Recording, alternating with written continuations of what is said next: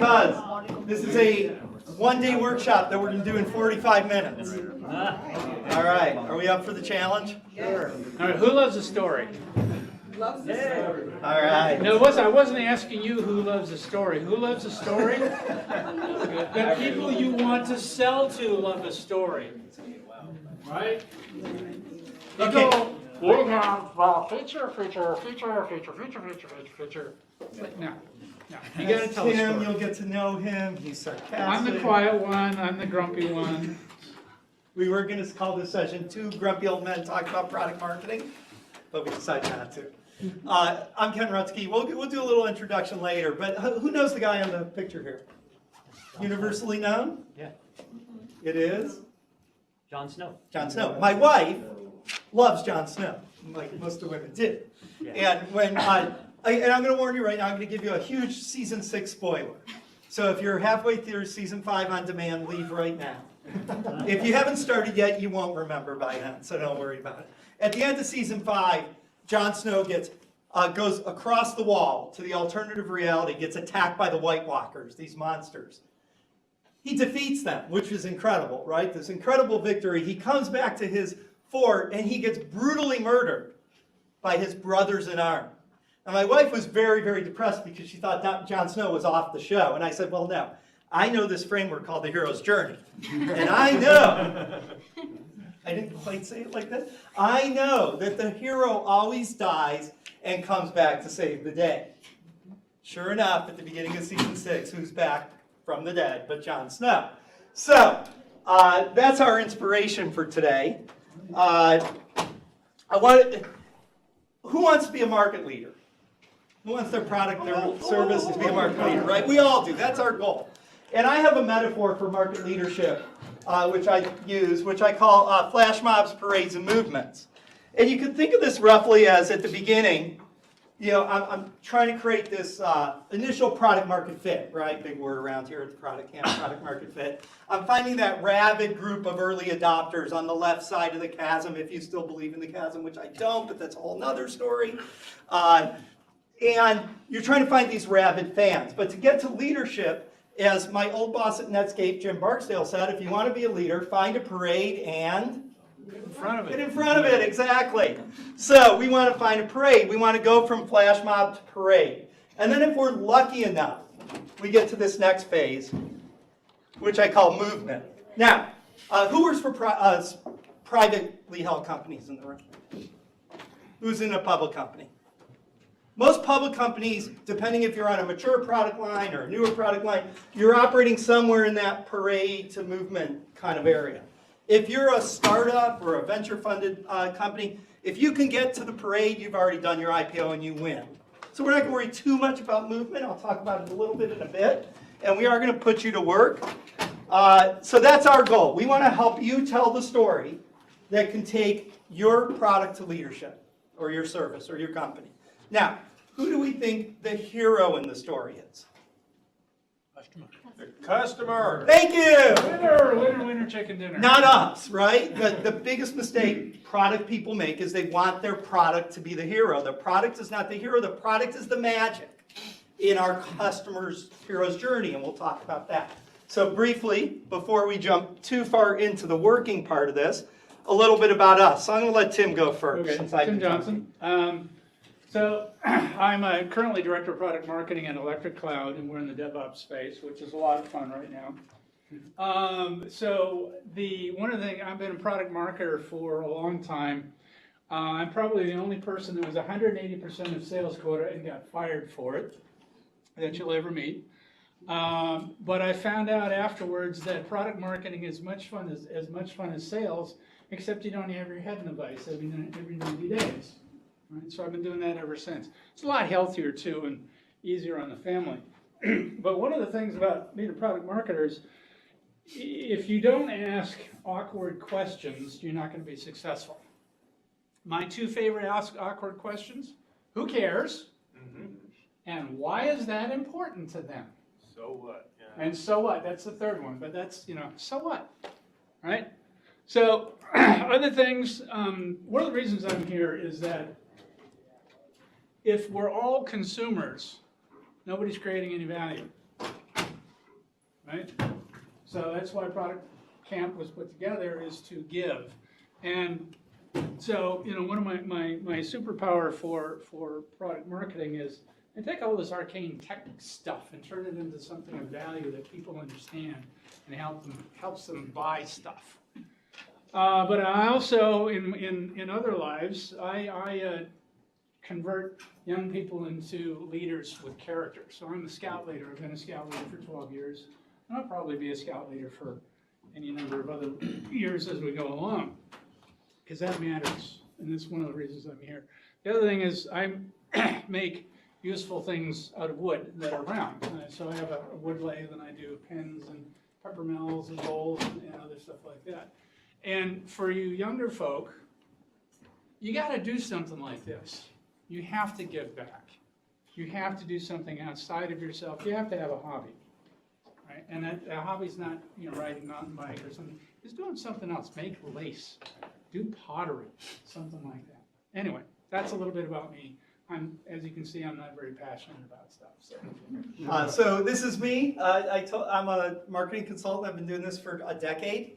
After a 20-year operating career, Electric Cloud was a client of mine, and when we, Product Camp was coming up, I said to Tim, "Hey, nothing I'd rather do on my birthday." By the way, thank you. My kids said, "How many times have you mentioned your birthday?" I said once. So that's it. Is to spend it with you at Product Camp, and I wanted Tim to be here to be the story of someone who's been through the process we're going to walk you through. For those who came in late, this is a one-day workshop, or even a 2-week process that I go through with clients, and we're going to do it in 45 minutes. So we're going to go at a agile rocket speed here, and expect you to get about 98% of that. Some of my, Tim says he has verified superpowers. I say I have unverified ones. Trend spotting. I like to think about the trends in the market, and you'll see why in a minute. Second, whistleblowing and card giving. So I'm a football, or as we would call it, or soccer referee, youth soccer referee, and that's a lot of fun. And I try to do teenage mind reading with 3 teenage girls, but I'm a total failure at that. I don't know if those are readable minds or not, but that's a whole different discussion. And that's a little bit about where you can find me. And I encourage you all, just my one commercial plug, join the Go-to-Market Dojo. It's a community for go-to-market professionals. A community of practice, a networking area, a place to learn, connect, all that kind of fun stuff. All right, so let's see if we can get this computer. Why is market leadership so hard? And I think 3 things have changed in the time I've been doing this, that have made marketing and getting your message out into the market harder than ever. And these may seem obvious today. When I started talking about them about 6 years ago, people were like, "Oh, really?" We've gone. And this is the first artifact of using a Mac PowerPoint on this. It says we've gone from information abundance, search, I don't know where that A came from, to triage. So it's not a matter of getting your information found. It's a matter of it surviving the buyer's triage. In other words, what are they going to pay attention to, right? What's important to them? The second reason this has gotten really hard is we compete with so many great competitors.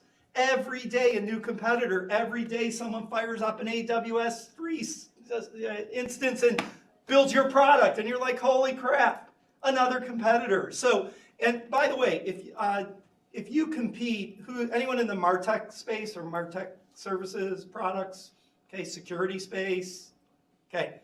In the security space, there's 3,000 vendors in the last security landscape I saw, in 27 subcategories. Do you think you just compete with the ones in the one subcategory you're in? Heck no, you compete with all 3,000 of those, because it's not enough to have an ROI anymore. ROI is table stakes in this game. You've got to be strategic to the buyer. We're going to talk about how you can do that, and you might guess that storytelling is one of the ways to become strategic with the buyer. See how this all ties together.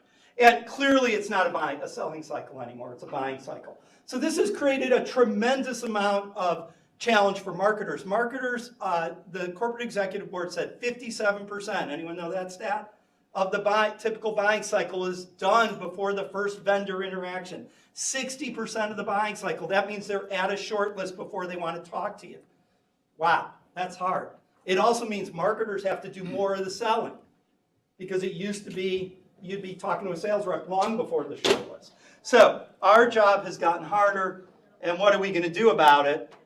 Well, my proposal to you, and I hope when you leave you'll have the start of this for your product or company, is to take your customer on a hero's journey. Now, I've talked a little bit about the hero's journey. How many people were familiar before you walked in this room with Joseph Campbell, Hero with 1,000 Faces? Required reading for life. About half of you. Awesome book, one of the best books ever written, 1949. Joseph Campbell, cultural anthropologist, wrote that every mythology and story that we love in cross-cultural humanity all follows the same framework that he called the hero's journey. And the framework has 12 steps and 27 sub-steps. And it's a 400-page book, and he wrote 5 books later after that, so there's a lot to learn about the hero's journey. But fundamentally, this is a nice graphic that talks about that journey. The hero is living in their world. He or she is disrupted, sucked into this alternative reality, has a death or near-death experience, into the pit of despair, as Campbell calls it. Where do we want to take our customers before we save them? Into the pit of despair, right? A great sales trainer, I don't know if Tim, if you knew this guy, a guy named John Costigan, he said, great salespeople find a hangnail on the customer and convince them they need a tourniquet. Think about that one. That's always stuck with me. A little off this topic, but then they meet the god or goddess. They're given this magical gift or power, and they return to their original reality and transform it to a better place. Wouldn't it be cool if we could help our customers transform their business reality to a better place? And anyone see this guy in the movie? Lego movie? Everything is awesome. Everything is awesome. It's the perfect example of the hero's journey. In the 60s, someone from Disney read Campbell's book, and he wrote this really famous memo. All our movies will follow this framework. George Lucas, a disciple of Joseph Campbell. So I figure if it's good enough for Lucas, it's good enough for Disney, it's good enough for me to tell my story, but I'm kind of a stupid guy. I can't handle 12 steps and 15 sub-steps, so I simplified it down to these 4. Basically, the world has changed. Let me tell you about the reality you live in, Mr. Customer. Customer-centric starts of the story at the bottom right of this framework. If you keep doing things the way you are in solving the problem that I help you to solve, you're going to be in this huge amount of pain, or you're going to miss all these great opportunities. So that's the pit of despair. What if I could give you an unexpected approach, a better mousetrap, a different mindset that can transform the way you think about solving the problem? Then you can get to this brave new world where, as what Emmett in the Lego movie would say, Everything is awesome. Everything is awesome. Okay? So this is the framework that we're going to live with for the next, now, 31 minutes. Okay? And we're going to go through it at rapid pace. But I want to talk a little bit about why do we need to do these. I think we focus very much. There was an article in HBR just the other week that I cribbed some of this stuff off and changed my framework to talk about the different types of value that buyers value. And it goes from foundational to aspirational. We focus too much on foundational value, the how we do things, as opposed to the motivational message of what is the value you're buying, and where we're going to be today at the story level, why you should care. Okay? And if you get, I'm going to hypothesize, and I think I've got some great data to back this up. If you get that story right, you're going to tie it into both the capabilities that you have, the value that you deliver, and the aspiration that you can create for the customer. Okay? Not enough time to go through all of this, but I want to see how it fits in this, because you may walk in here and think, well, I know my feature function benefit, and I've spent a lot of time on business value. Why do I need a story? And the reason is, if you're not telling that transformational story, you won't get any attention. And this is the way we set up the market to lean in our favor. If we're the one driving the strategic value that the market segment or the category can deliver, we win more than our fair share, and that's what it's all about, right? Market leadership is about winning more than your fair share. And I like to be greedy. So if you're not greedy, you can leave. Right now. Okay, so this is our roadmap, and then here's how we're going to play this game. I look at this as next 30 minutes, we're going to play a game together. I'm going to give you the framework. Tim's going to show you his example. Then we're going to give you anywhere from 1 to 4 minutes to write down your story and build your story on your piece of paper. Okay? This is a participatory, two-way 30 minutes that will not be enough time to do any of it. So good luck. Okay. So before we get started, Yes. I wanted to say one other thing. Yeah, go Tim. Who works for a leading provider of next generation solutions? Right? Repeat that, please. If I see any of you produce next generation transfer, I'll hunt you down and slap you. All right. So what we're going to do is we're going to go through these 5 steps. We're going to walk through the piece of paper you have in front of you. We're going to help you to do your trend spotting. We're going to help you to talk about how do people solve the problem that they do? What's the pain in the gain they're missing? What's our different approach, different mindset, and the innovation that we have? And what's the brave new world we're going to take our customer to? First thing I want you to do is think for 30 seconds, just so you have it in your mind, write it down as quick as you can. Who am I selling to and what's the problem I'm solving, the big problem? We're not going to spend time on this. We would normally spend in the one day, we'd spend the first hour on this. So you get 30 seconds, write down a problem statement. For X who needs to Y. Simple problem statement. And we're not even going to show any examples. I just want you to frame your context around a problem, right? The big problem that your product or service solves. Okay? All right. So Tim's going to talk about trend spotting. Trend spotting is to say to the customer, this is the way we see the reality that you live in. And when we did this with Electric Cloud, let's go ahead and Tim, go. Okay, so who's heard of DevOps? You're all product managers. Those are the people that are slowing things down, right? You do an agile, and operations says, well, we do one release a month, and we can fit this one in next year, right? But you look at the trends that are happening.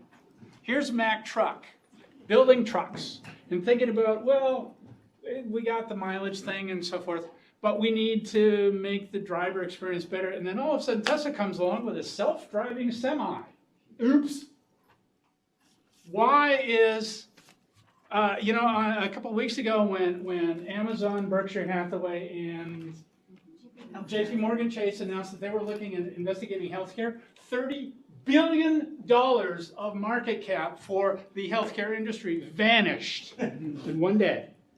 Digital transformation is ubiquitous. If you want to stay in business, you have to change. You have to change fast, right? It's all about software. Everybody is a software company, right? So that's the beginning of the Electric Cloud story. The world's changing. People are doing DevOps and Agile development, and you need speed, and software is more important for your business than ever, or you're going to be disrupted out of business. Nothing earth-shattering. So this is that's the context that we're in. This is the world I live in as the buyer.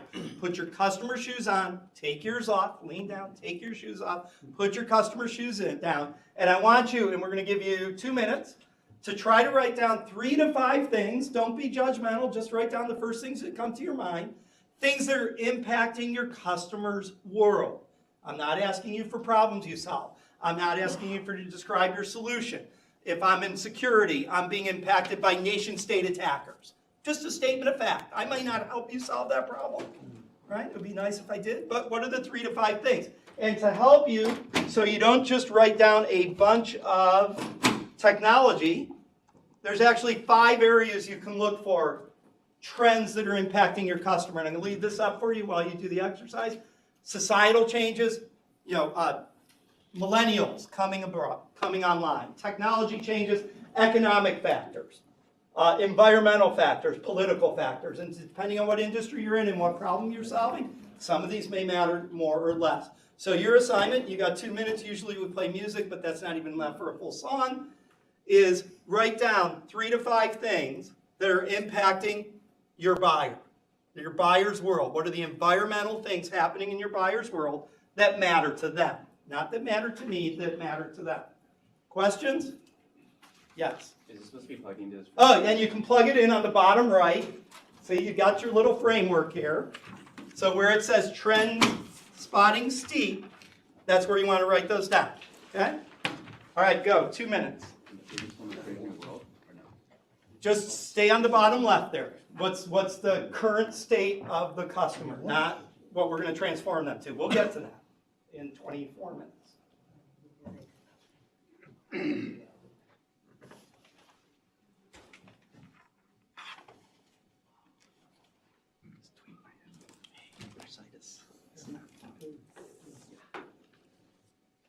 Aging is not for the weak of heart. Aging is not for the weak of heart. But as my mom says, it's better than the alternative. That's true.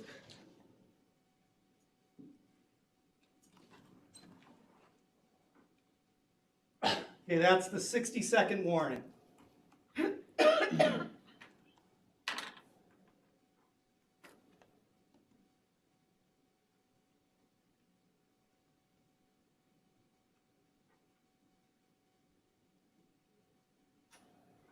And I even got a second hand on the clock. Oh, man.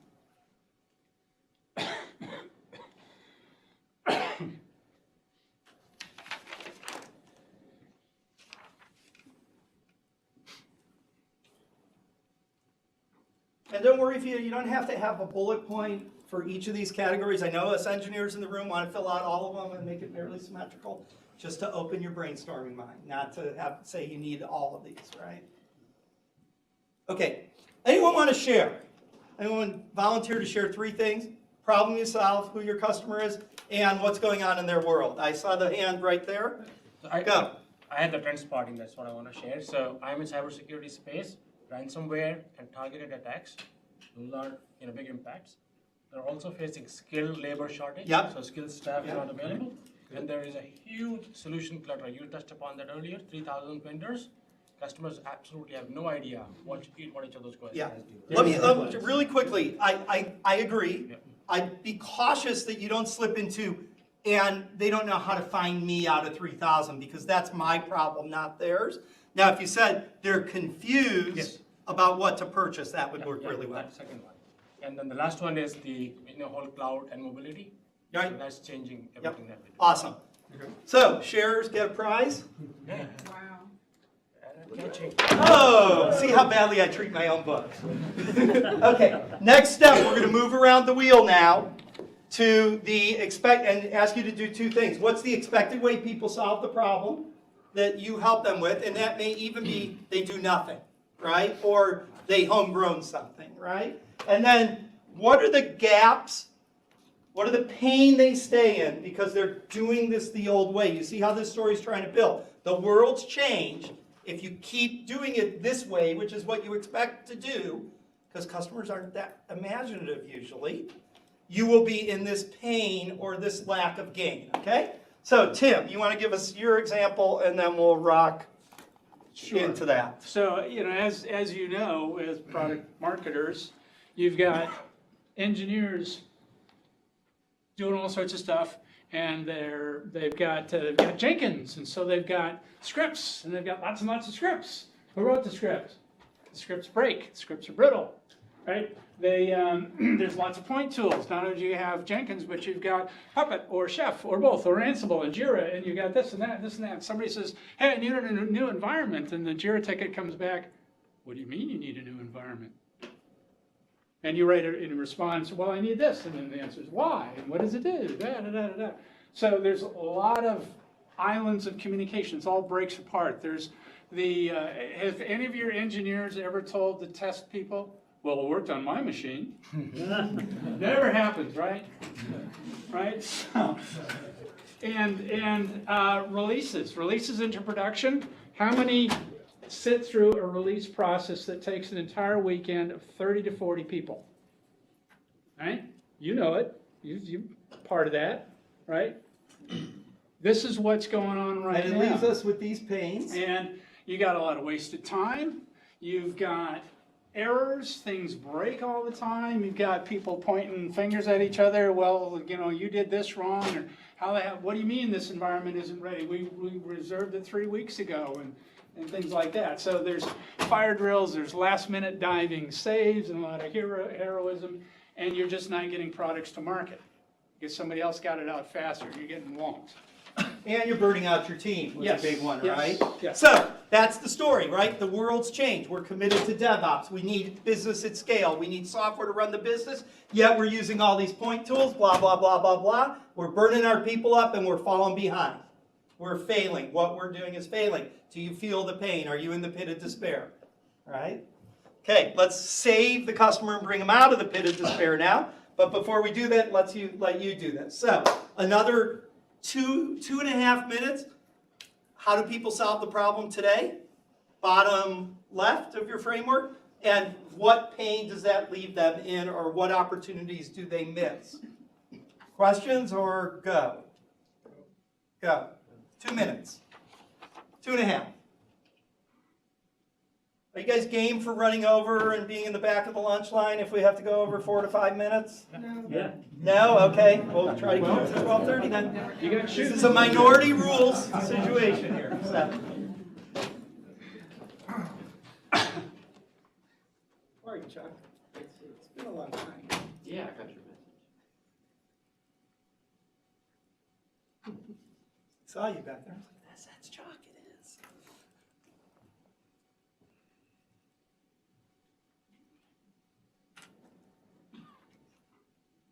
Now, PJ was done while Tim was talking, by the way, so I might have to volunteer him to go next. I set him up. What's that? You set him up, didn't you? No, I do not know this. I no magician here, no plant in the audience, other than Chuck.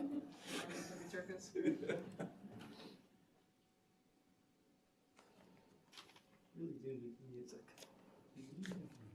Start singing. Start. When I do the one-day workshop, we start with like easy jazz in the morning, and by the end of the day, we're at Metallica.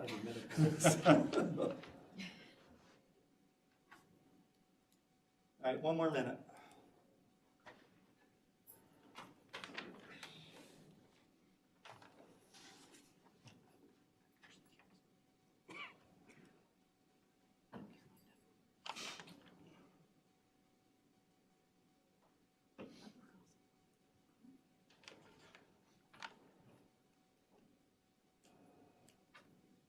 Artifact number 2, overlap. Yes. Yes.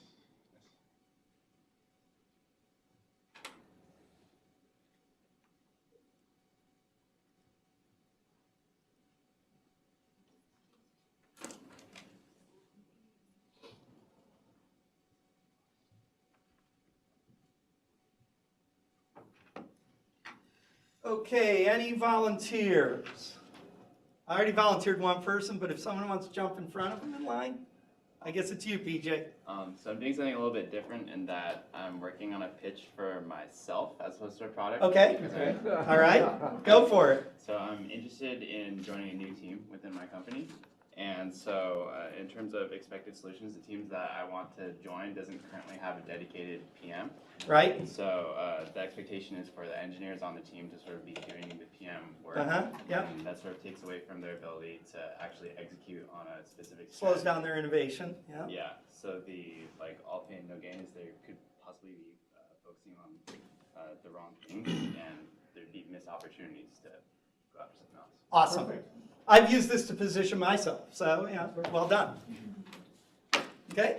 Right. I let someone else go, but we're going to run out of time, so we will keep rocking. Okay, so hardest thing in the world, easiest thing in the world to compete against is technical innovation. Easiest thing in the world to compete against is technical innovation. I'm going to say that 3 times if I have to. The hardest thing to compete against is the mindset that you have and how you think about and approach the problem and the approach you take to solve the problem. The technical innovation of eBay was, anyone want to jump in on this? Buyer and seller online ratings, real-time buyer and seller ratings. Did anyone care? No, because the purpose was built around the mindset, which is, why is my girlfriend wasting time selling Pez dispensers at swap meets? And my girlfriend said, because I trust the person when they hand me the money. So my approach was to create a trust infrastructure for buyers and sellers of goods online. And my innovation was real-time buyer and seller ratings. See the difference?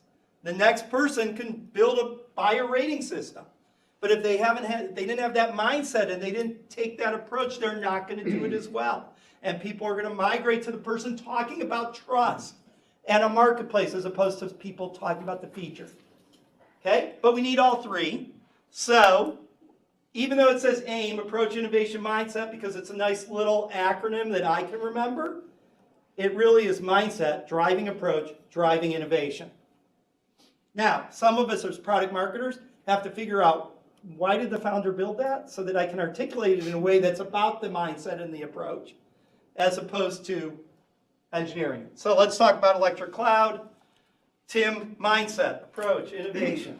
So as it says, if you really want to transform, you have to really overhaul your whole approach to how you do things. So, and that means automation. And automation eliminates waste, it eliminates errors, it makes things more predictable. We have a term we call release anxiety. You've got this cadence and skills mismatch between development and operations. And let's go live, and that release manager, he goes and buys another case of Tums, right?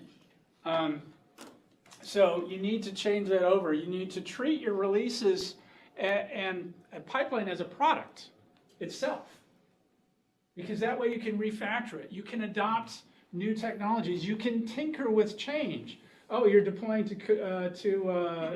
Docker? Maybe we should look at Kubernetes. Oh, that's going to blow the whole thing up. But if you've abstracted that into the pipeline, abstracted that technology and those bits in there, your developers and your testers and people don't have to be subject matter experts on that. So you can test new technologies and adopt it quickly at scale without blowing everything up. And the other thing about point tools is that doesn't scale. Throwing more people at it doesn't scale. Throwing more scripts at it doesn't scale. You need an overall tool that's going to orchestrate your pipeline from beginning to end. That's how you're going to solve this problem. And Tim's great at talking about this, because you see how hard it is for him to just talk about him, right? Which is great. He wants to talk about the benefit to the customer, which is the next step in the framework. Right. Right. So what I'd like you to do now, really, this is the one time I want you to think about you. What's your mindset in solving the problem? What's your approach that's different? The mindset that to do transformation requires operations to automate at the speed of scale of development. That's a pretty interesting statement, right? The approach, treat, release, and deployment pipelines as agile products. That's really interesting too, right? It's not just next generation release automation, right? And then the third thing, the innovation, we've got this single integrated platform, which is cool, but not that interesting. It's down in that foundational layer, right? So for the next 90 seconds, I want you to think about this for your product or service. What's my mindset that I had in solving the problem? What's the approach I took? And what's the innovation I had? Okay? 90 seconds, you get 30 seconds on each of them.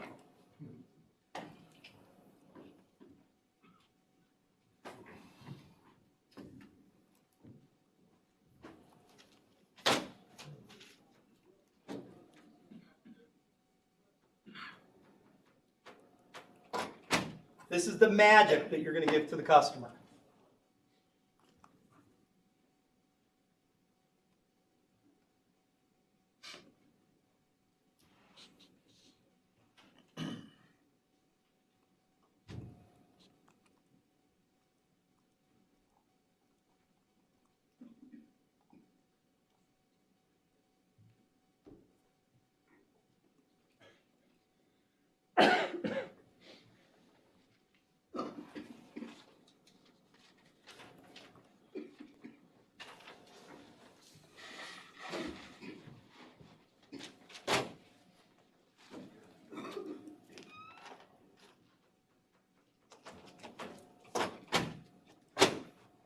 Tim always running with a cough drop to that young lady. The reason I love the guy. Cough drops. I was giving you a nice compliment for thinking that. Okay, another 20 seconds. Who wants to share mindset, approach, and innovation? It's worth a book. Okay, So I'm all about helping people live healthier, happier lives through increasing their exercise. Awesome. My mindset is that at some level, we all want to be healthy. My approach is that there are a variety of factors which motivate different people. So the innovation might be to learn, well, first of all, for me to learn the different motivational techniques. Certainly for me to have my software which encourages people. So if you have metrics and they're getting better, then you're motivated. But when they stop getting better, now Okay. you need an So it's to learn the different intervention opportunities, to learn what in particular, what are the interventions that you personally respond to, and then maybe get a little automated learning to figure that out as we go. Awesome. We'll give him a hand. Here we go, Robert. If I throw to the top level, I might hit someone. So, there's a lot more in the book about this, and you can see the framework has other pieces to it. Again, in the sake of time, we go pretty fast here. So, the last place we need to take you is to the brave new world. I've returned. I'm Emmett. I've got the piece de resistance for the Lego Movie fans. I return to my new world, and everything is even more awesome because people don't have to follow the instructions anymore. Cool. I made it an even better world. So, what's the better world? Now, let's remember, it's not what's better for me. It's better for the hero, who is the customer. Okay, Tim, how do we make life beautiful for Electric Cloud's customers? Well, sorry, my voice is running out as well. So our phrase is release when the business demands. Release when the business demands. So that means you've got the flexibility to start fast, adapt to technology needs. You've got the full visibility and control over not only the product but the pipeline itself. And you've got the reliability to release at whatever speed and whatever scale that the business demands. Awesome. And Tim is precursing the next step, which is to label each of these places on the story. But we're going to get there in a minute. So, 90 seconds. What's changed for the customer? What's the magical transformation that you've created? If you remember that messaging hierarchy, this is about the transformational message. Why should what I do be strategic? So 90 seconds to go write down what's great for that buyer now that they've implemented and succeeded with your magical solution.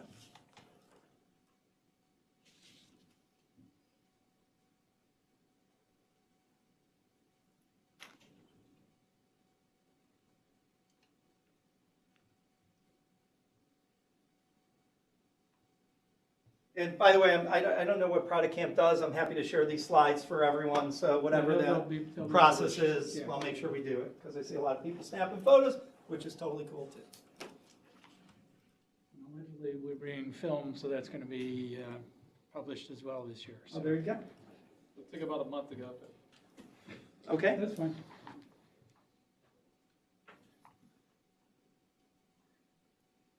Okay, any volunteers on this one? What's the Brave New World up at the top there? I'm talking about an agile transformation getting in, providing service to provide an agile transformation where the developers end up becoming proud of their work instead of frustrated because they know the customer is finally appreciating their work and they feel like they're accomplishing something meaningful. The management is pleased because they're getting real measurable value out and delivered continuously, and their customers are happy and returning lots of money, so everybody's winning in this. So you could think of this like as a white paper, right, or an ebook, delivering engaged, enlightened customers and engineers. Wouldn't that be kind of a cool piece of demand gen? Happy engineers that you're proud of and they're proud of themselves. Happy engineers, happy customers. Tie them together because people don't talk about that together. At least in my mind, they don't, right? So to me, the interesting story, the interesting transformation is happy engineers, happy customers. Nicely done. Thank you. Jim? There you go. All right. Provide the trip. Hardest part of the whole process, which you get 30 seconds to do, or maybe a minute, is then to label these. Why do we need to label these quadrants? Because we want to be able to tell our stories fast.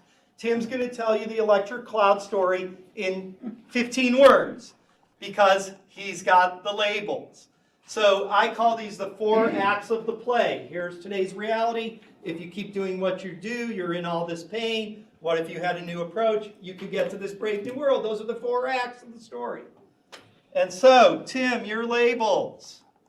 Go. So, disruptors and innovators and other companies alike are making big bets on DevOps. This is leading to a cadence and skills mismatch, which requires what we call an adaptive release orchestration solution. Oops. Getting in. So that you can release on business demand and eliminate release anxiety. Cool story, huh? It's 12 words. How many ebooks have you written on that? Or I mean, but then Well, we've got- talk about implementation, Tim, Okay, a little so bit. So that's- implementation, first thing, so this is how we tell the story in 5 slides. One of the things that was driving this is our CEO, our sales team and our sales engineers were selling the products individually, selling our solution individually. Everybody had their own way of doing it. And one of our competitors was basically mopping the floor with us, even though we got better stuff. But, I'll give you a hint. Silicon Valley is littered 6 deep with the bodies of great products, right? Great products don't sell. Nobody buys great products. So we went through this process with Ken. We rolled it out to the sales team, and surprisingly, they all said, "Oh, this makes sense." Right? I've had other sales teams where they go, Well, they were part of the build. They were part of the process but they of were, building the story. and they were involved with this. And at our sales kickoff last in January, we had a contest where 3 sales engineer teams gave the presentation based on this construct. And the CEO at the end of it, he says, "For the first time, I've seen a demonstration of a product where I didn't want to poke my eyes out." Right? But the feedback is that when we go into what we call our irrefutable truths, which is the flexibility to start fast and adapt to your needs, the unprecedented insight and control, and the reliability for any speed and scale. When we go and we frame it that way, we have a story that puts everyone else on the back foot. Because, okay, this is what we stated. We've got the chops to back it all up. Oh, but our competitor says this. Well, yeah, so what? Here's what we mean by this. Here's the other, what we call these are the universal truths. The irrefutable truths are the other points that back it up, the proof points that the agent-based architecture that we have has the security and the scalability that they don't have, right? Now we're talking business terms. We're talking functionality terms. And it's turned around in our sales. We're starting to see, we've seen growth in revenue. We're also, with our telemarketing reps, they're having different conversations. Rather than, "Hey, are you doing release management?" Versus starting off with, "Hey, what's your problems?" and so forth. So they can get to the point a lot quicker. They're landing more discovery meetings, and those are converting more frequently into opportunities. So, your homework, label your 4 quadrants. We're out at, we got 2 minutes left. So, questions? 1 or 2 questions? Then we'll have just a few wrap-up comments. No questions? No. You're scaring me. No questions means I can communicate well. Okay, this is the type of thing that I see. Dramatic improvement in marketing metrics, things like lead to revenue, improved sales engagement and conversion, and this is really high-test fuel for your content marketing. Think about that story. You've got 4 acts and you've got the whole story. That's 5 ebooks. That's 500 tweets. It's 10 demand gen campaigns, right? You've got a lot of material that's interesting and important. It's not feature, function, benefit. It's about why the customer should listen to you, why they should come on the journey, because you're going to transform their world. So and I think this is very much within our reach as marketers. We don't have to write these mega hits. I think if you take a framework like this, and there's other ones out there, I'm a little biased to this one. Take a framework like this, put your customer as the hero, make your product the magic, and you can get that kind of transformative execution. If anyone's interested, I'm doing a full day workshop on this. May 18th. End of commercial. The URL's right there. So with that, I will wrap it up and ask you guys to please, but I'm going to go back a slide in a minute, so in case anyone wanted that information, but please give us feedback on the session. I enjoyed leading this. Tim, thank you. I mean, it doesn't matter if I had a ball. Did you guys learn anything? Yes. This is value? Okay. Again, if I see next generation leading provider of, down. All right, thank you very much. Your great attention was an awesome birthday gift for me, so thank you.